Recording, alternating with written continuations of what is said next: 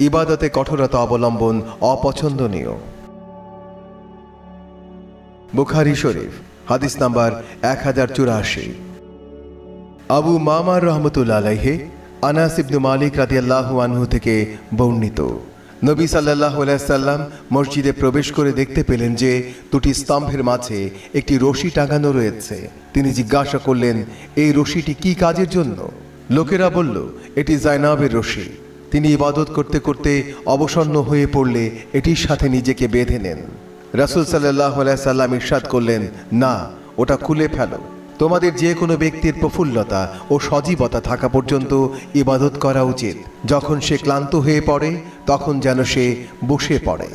অন্য এক বর্ণনায় আব্দুল্লাহ ইবনু মাসলামা রহমতুল্লাহ আলাইহি উম্মুল মুমিনিন আয়েশা রাদিয়াল্লাহু আনহা থেকে বর্ণিত, তিনি বলেন, বনু আসাদের এক মহিলা আমার কাছে উপস্থিত ছিলেন। তখন রাসূলুল্লাহ সাল্লাল্লাহু আলাইহি সাল্লাম আমার কাছে আগমন করলেন এবং জিজ্ঞাসা করলেন, এই মহিলাটি কে? আমি বললাম, অমুক, তিনি রাতে ঘুমান না।